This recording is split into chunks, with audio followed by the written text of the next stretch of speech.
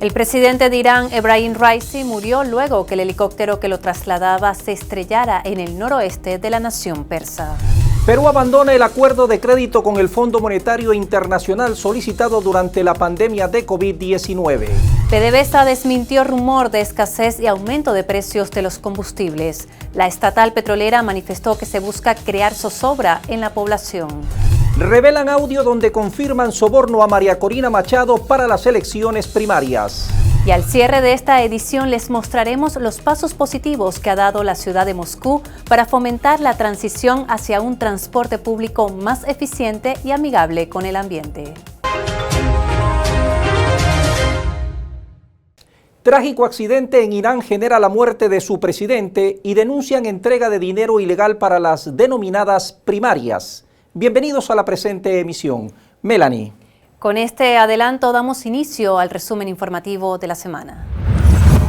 Una noticia que acaparó la atención mundial fue el accidente aéreo ocurrido el 19 de mayo, donde murió el presidente de Irán, Ebrahim Raisi, junto al canciller de la nación persa y otros funcionarios iraníes.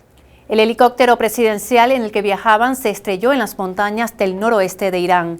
Se presume que la aeronave tuvo que realizar un aterrizaje forzoso debido a la densa niebla. Luego de una intensa búsqueda que duró 16 horas debido a las difíciles condiciones climáticas, los equipos de rescate llegaron al lugar del siniestro y reportaron que no había sobrevivientes. La aeronave formaba parte de un convoy presidencial de 3 helicópteros. Los otros 2 llegaron a su destino sin incidentes. Tras confirmarse la noticia, el vicepresidente de Irán, Mohammad Motber, tomó las riendas del gobierno y se convirtió en presidente interino del país hasta que se realicen las elecciones presidenciales anticipadas el próximo 28 de junio. Irán ordenó abrir una investigación sobre las causas del accidente. Millones de iraníes despidieron a Raisi y sus compañeros con un masivo cortejo fúnebre. Noruega, Irlanda y España han anunciado que reconocerán al Estado de Palestina en sus fronteras anteriores a 1967 el 28 de mayo, instando a otros países a seguir su ejemplo. De inmediato, Israel ha llamado a consultas a sus embajadores en Madrid, Dublín y Oslo en respuesta a esta decisión y amenazando con consecuencias graves. De su lado, la autoridad palestina y Hamás han agradecido el gesto. A pesar de la especulación sobre la posible adhesión de otros países como Bélgica, Eslovenia o Malta, hasta el momento otros países no han hecho oficial su pronunciamiento. El primer ministro noruego Jonas Gahr Støre enfatizó que la paz en Oriente Medio solo puede lograrse si Israel y Palestina tienen sus propios estados con fronteras anteriores a 1967 como base para la división.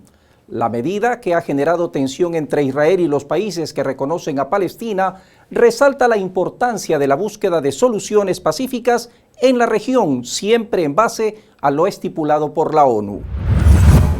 Ahora les contamos que Rusia inició este 21 de mayo la primera fase de los ejercicios con armas nucleares no estratégicas. El Ministerio de Defensa ruso informó que en esta etapa el personal de las formaciones de misiles del Distrito Militar Sur está practicando las tareas de entrenamiento de combate que consiste en obtener municiones especiales para el sistema de misiles táctico operativo Iskander, equipar con ellas los vehículos de lanzamiento y desplazarse encubiertamente a la zona de posición designada para preparar el lanzamiento de los misiles. A su vez, las unidades de aviación de las Fuerzas Aeroespaciales rusas están practicando equipar armas de aviación con unidades de combate especiales. Moscú explicó que estas maniobras se llevan a cabo para mantener la preparación del personal en el uso de armas nucleares no estratégicas para garantizar la integridad territorial de Rusia ante las declaraciones provocadoras y amenazantes de funcionarios de países occidentales. En una decisión pronunciada por el juez de Brasil, José Díaz Toffoli, se ha anulado recientemente las pruebas derivadas de las confesiones de los ejecutivos de Odebrecht en relación con el escándalo de corrupción Lava Jato. Toffoli declaró que estas pruebas resultan inutilizables en cualquier jurisdicción. La empresa Odebrecht fue acusada en su momento de participar en una trama de sobornos y contratos fraudulentos con la estatal Petrobras, lo que constituyó en uno de los mayores escándalos de corrupción en Brasil. El juez también calificó la prisión del expresidente Luis Ignacio Lula da Silva, vinculado a la misma investigación, como uno de los mayores errores judiciales de la historia del país. Este escándalo, revelado en 2014 por la Operación Lavallato, ha tenido repercusión a nivel internacional, con causas judiciales abiertas en varios países de América Latina y África, implicando a numerosos líderes políticos destacados en acusaciones de corrupción. Toffoli subrayó las serias implicaciones de obtener pruebas al margen de la ley, afectando a cientos de personas bajo investigación o procesadas tanto en Brasil como en el extranjero. El fiscal de la Corte Penal Internacional, Karim Khan, solicitó este 20 de mayo órdenes de detención contra el primer ministro de Israel, Benjamín Netanyahu, y el ministro de Defensa israelí, Yoav Gallant, por crímenes de guerra y de lesa humanidad en Gaza, donde han muerto más de 35.700 palestinos en menos de 8 meses. Benjamín Netanyahu y el ministro de Defensa, Yoav Gallant, tienen responsabilidad penal por los siguientes crímenes internacionales cometidos en el territorio del Estado de Palestina desde al menos el 8 de octubre de 2023. Los crímenes incluyen hacer pasar hambre a civiles con método de guerra, causar intencionalmente grandes sufrimientos o daños graves a la integridad física o la salud y trato cruel, matar o asesinar intencionadamente y dirigir ataques contra la población civil, así como crímenes de lesa humanidad, de exterminio o asesinato, persecución y denuncias de crímenes de comisión de otros actos inhumanos. La CPI también ordenó el arresto de 3 líderes del movimiento de resistencia palestina Hamas, a quienes les adjudicaron al menos 8 categorías criminales. El gobierno de Perú ha decidido abandonar el acuerdo de la línea de crédito flexible otorgado por el Fondo Monetario Internacional gracias a las mejoras de su reserva internacional y menor necesidad de financiamiento externo. Esta línea de crédito es una facilidad destinada a países con marcos de políticas e historiales económicos sólidos para prevenir y mitigar crisis. Perú recibió en mayo del 2020 un acuerdo equivalente al 600% de su cuota en el FMI durante la pandemia de COVID-19. Este acuerdo, para proporcionar liquidez adicional y protección contra choques externos, en este caso por la emergencia sanitaria. Sin embargo, para mayo del 2022, Perú redujo su acceso al 300% de su cuota gracias a sus mejoras en reservas internacionales y a una estable posición fiscal. Varias naciones latinoamericanas, incluyendo México, Chile y Brasil y posiblemente Colombia, están aumentando significativamente los aranceles sobre las importaciones de acero chino en un intento por proteger sus industrias locales contra la fuerte competencia. A pesar de la creciente relación comercial entre China y América Latina con la nación asiática como principal comprador de materia prima en la región, el aumento de aranceles busca contrarrestar el impacto de las importaciones chinas en la industria del acero latinoamericano. China ha incrementado sus exportaciones a la región casi 10 millones de toneladas anuales, valoradas en 8.500 millones de dólares. Esto representa un marcado aumento desde el año 2000. Esta medida proteccionista responde a la avalancha de importaciones chinas que amenaza con perjudicar a los productores locales y ponen en riesgo aproximadamente 1.4 millones de puestos de trabajo en la región. El Reino Unido pagará $267.000 por concepto de indemnización a cada una de las víctimas que por negligencia recibieron sangre contaminada y se infectaron con virus crónicos y fatales como VIH y hepatitis C en los años 70 y 80. A pesar de los esfuerzos por encubrir la verdad, este 20 de mayo, el presidente de la investigación de sangre infectada, Sir Brian Lafton, dio a conocer las conclusiones del informe. Allí se demostró que el sistema público de sanidad y el gobierno británico encubrieron el escándalo durante décadas. El primer ministro del Reino Unido, Rishi Sunak, ha tenido que pedir disculpas y admitió la responsabilidad del gobierno británico en esta negligencia sanitaria sin precedentes. En las décadas de 1970 y 1980, los británicos contrajeron hepatitis C y VIH en masa. La mayoría de los afectados padecían hemofilia y se les realizó transfusiones de sangre procedentes de Estados Unidos suministradas por presos y drogadictos sin los necesarios controles. Se cree que más de 30.000 británicos se infectaron, de los cuales unos 3.000 murieron antes de conocer la verdad. A pesar de que los niveles de COVID-19 en los Estados Unidos están cerca de sus niveles más bajos, una nueva cepa del virus, la KP2, ha superado a la JN1 y se ha convertido en la variante dominante, mientras el país se adentra en el próximo verano. Esta variante representa más de un cuarto de los casos en el país. Los expertos advierten que se están acumulando mutaciones que pueden afectar la eficacia de las vacunas o aumentar la capacidad del virus para infectar células. Aunque los científicos aún no pueden predecir con certeza cómo evolucionará el virus, es crucial seguir monitoreando y adaptando las estrategias de salud pública para contener su propagación. Y decenas de monos aulladores han muerto en el sur de México, presuntamente por las altas temperaturas. Desde inicios del mes de mayo se han registrado la muerte de 147 ejemplares en Chiapas y Tabasco. Los especialistas en primates aseguran que se trata de una situación grave al ser una especie en peligro de extinción. La Secretaría de Medio Ambiente investiga las causas de estos lamentables sucesos.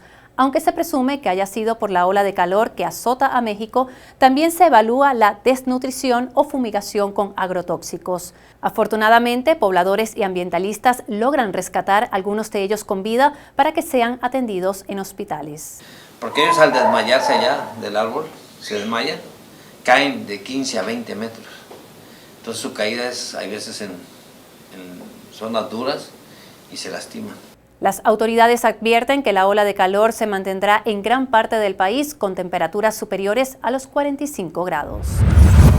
Continuando con su boicot económico a China, la administración de Joe Biden está planeando sancionar toda la red de colaboradores de Huawei con el objetivo de dificultar que empresas chinas desarrollen semiconductores de alta integración. El subsecretario de Comercio para Industria y Seguridad de Estados Unidos confirmó que SMIC, una empresa que fabrica chips para Huawei, estaría violando la legislación estadounidense. La estrategia incluye evitar que equipos de litografía avanzados lleguen a China, implicando a Japón y Corea del Sur en esta lucha. La Secretaría de Comercio de Estados Unidos ha afirmado que se tomarán acciones contundentes a fin de proteger lo que dicen la seguridad nacional del país.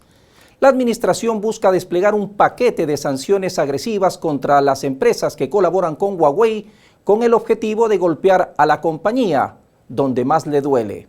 En definitiva, esto refleja la estrategia de Estados Unidos para contrarrestar el avance tecnológico de China y proteger sus intereses en el ámbito de la seguridad nacional.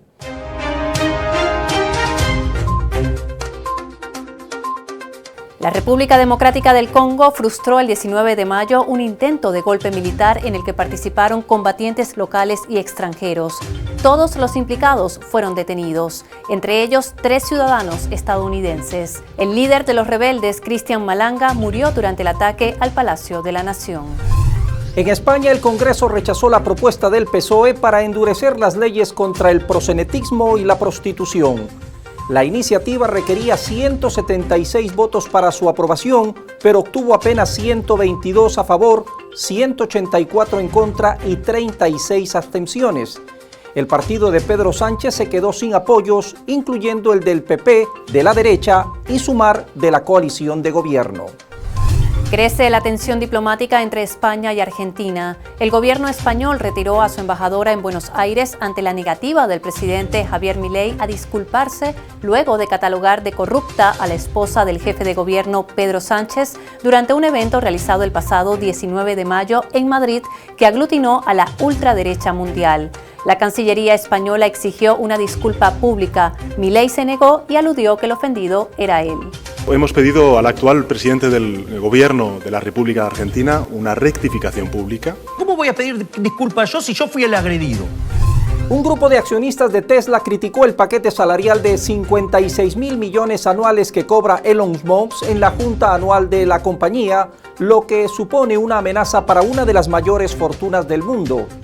Para el grupo de accionistas, Musk está distraído con sus otras empresas y no está sirviendo de manera efectiva los intereses del fabricante de vehículos eléctricos. El actual presidente de República Dominicana, Luis Abinader, del Partido Revolucionario Moderno, fue reelegido este 19 de mayo con el 57.45% de los votos. Los principales candidatos presidenciales que se disputaban la jefatura de la nación caribeña reconocieron la victoria de Abinader, quien gobernará hasta el 2028. 22 bancos bolivianos fueron sancionados por especular en la venta de dólares y por cobrar la divisa a mayor precio del oficial. Según las autoridades financieras, se han presentado movilizaciones y bloqueos en Oruro, La Paz y Santa Cruz por el transporte pesado y el comercio para exigir una mayor inyección de dólares a la economía. Empresarios farmacéuticos e importadores también reclamaron por la escasez que dicen les impide sus operaciones. El gobernador del estado de Florida, Ron DeSantis, aprobó una ley que desestima el cambio climático como prioridad estatal. La normativa entrará en vigencia el 1 de julio y excluye cualquier aporte para la mitigación del calentamiento global. A pesar de que Florida enfrenta consecuencias vinculadas al cambio climático como huracanes cada vez más potentes, aumento del nivel del mar y calor extremo. China llamó a Estados Unidos por incumplir sus compromisos de utilizar a Taiwán como herramienta en su contra, violando el principio acordado de una sola China. Los cuestionamientos hacen relación a una felicitación del Departamento de Estado al nuevo líder de la región de Taiwán, lo cual a criterio del gobierno incumple su compromiso político de solo mantener relaciones culturales, comerciales y otras no oficiales con la isla que China considera parte de su territorio. Este 20 de mayo expiró el mandato del presidente de Ucrania, Volodymyr Zelensky, quien no obstante permanece en el poder tras suspender las elecciones que debía convocar en el mes de marzo, alegando para ello la ley marcial vigente en el país eslavo por su conflicto bélico con Rusia. El propio mandatario ha dicho en varias oportunidades que los comicios se realizarán solo después del fin de las hostilidades. La investidura de Zelensky se celebró el 20 de mayo de 2019 y según la Constitución de Ucrania, el mandato presidencial es de 5 años. Más de 50 personas permanecen ingresadas en distintos hospitales de Tailandia, 20 de ellas en unidades de cuidados intensivos, a raíz del aterrizaje forzoso de un vuelo de Singapore Airlines que sufrió fuertes turbulencias cuando cubría la ruta entre Londres y Singapur. Según fuentes médicas tailandesas, hasta ahora existe una víctima.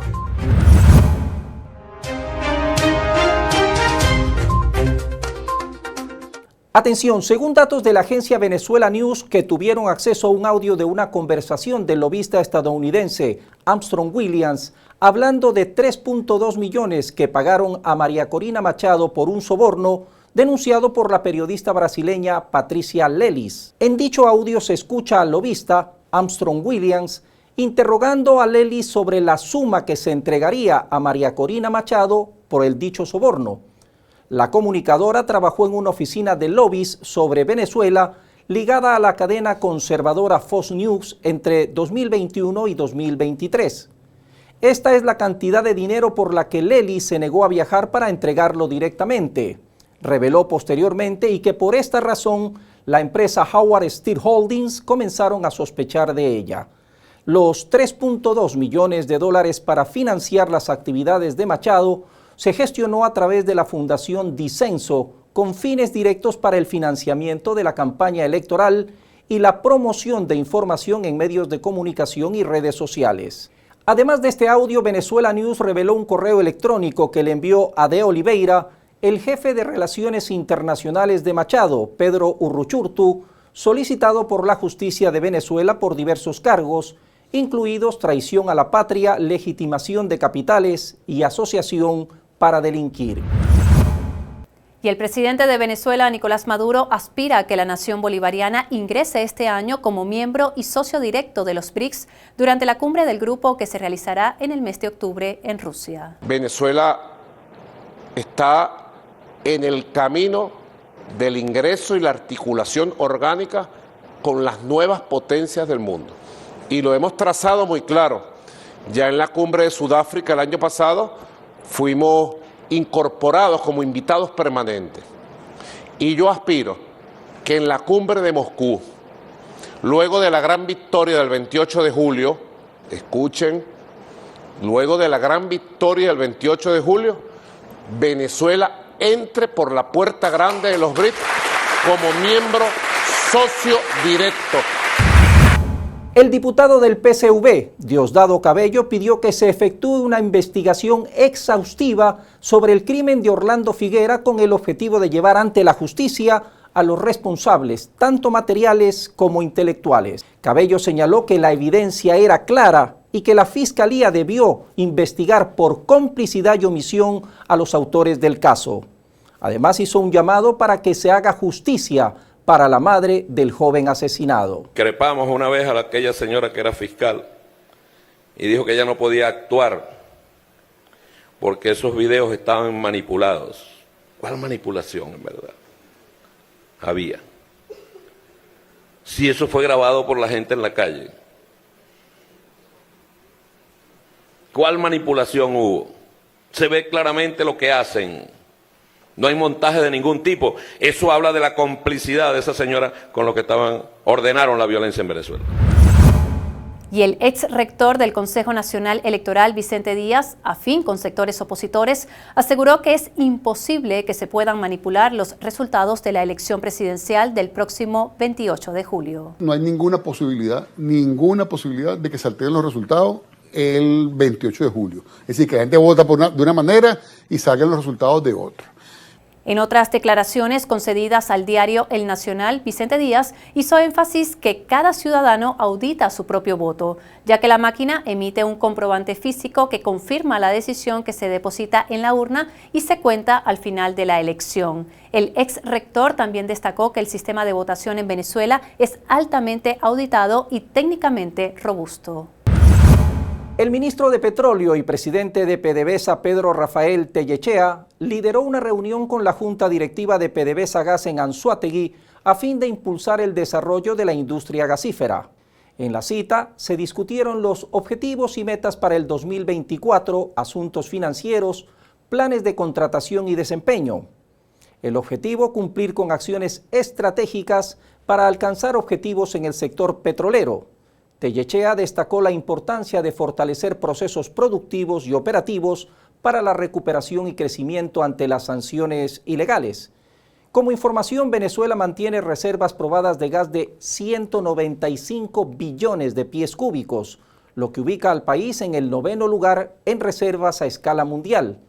En base a esto, el presidente Nicolás Maduro solicitó optimizar procesos y evaluar las nuevas perspectivas a fin de aumentar las reservas probadas e impulsar al país como un proveedor seguro de energía limpia, según destacó el equipo de PDVSA.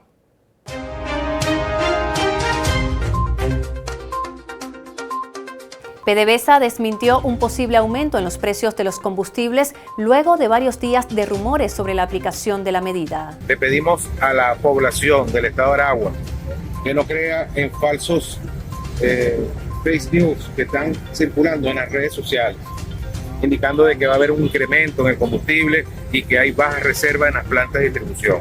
Petróleo de Venezuela garantiza la distribución normal del combustible para todo el estado de Aragua y para todo el país. El Banco de Venezuela superó en mayo la barrera de los $500 millones en créditos, contribuyendo a la reactivación de la economía nacional. Sectores como el agroproductivo y comercial concentran el 84% del apoyo financiero.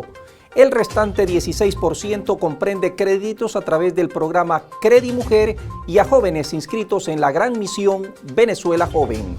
Corpoelec desconectará del sistema eléctrico nacional todas las granjas de minería de criptomonedas que operan en Venezuela. La medida será implementada a través del Plan Especial de Fiscalización de Cargas que inició la corporación junto al Ministerio Público para evitar el alto impacto en la demanda eléctrica. Solo en el estado Carabobo han sido decomisadas hasta la fecha más de 11.000 máquinas minadoras. La nueva licencia de conducir del país contará con tecnología de punta de acuerdo a los estándares internacionales, Así lo informó Gabriel Aguana, presidente del Instituto Nacional de Transporte Terrestre.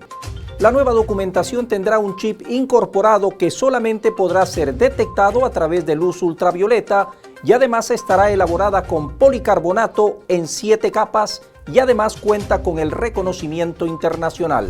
Este 22 de mayo se anunció la sentencia condenatoria contra los 29 acusados por el caso de la Operación Gedeón, que buscaba en 2020 generar desestabilización, asesinar miembros del gobierno venezolano y concretar un golpe de Estado. A 20 de los implicados se les dictó sentencia de 30 años de prisión, mientras que los otros 9 fueron condenados a 21 años.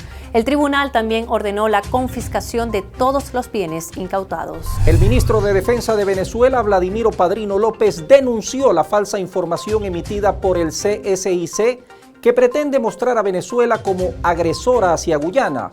Desmintió la supuesta estrategia de coerción y escalada en territorio guyanés desde Venezuela, calificándola como simple manipulación por parte del aparataje imperial.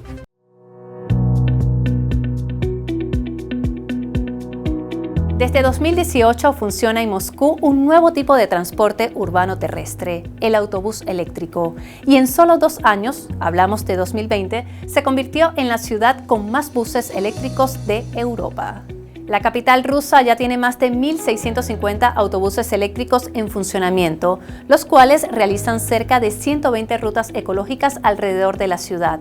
Este año se entregarán a Moscú unos 600 vehículos más para ser incorporados a la flota del transporte público. En comparación con los autobuses tradicionales, los eléctricos presentan ventajas significativas como, por ejemplo, reducir las emisiones de dióxido de carbono, circulan sin ruidos ni vibraciones, tienen una autonomía de hasta 80 kilómetros y ofrecen comodidades como carga de dispositivos móviles y rampas para pasajeros con movilidad reducida. Un paso positivo hacia la sostenibilidad que va más allá de su impacto ambiental porque también tiene implicaciones económicas y sociales. Energía limpia, 0 emisiones de carbono y un servicio eficiente, sin duda un ejemplo a seguir. Por su atención, gracias.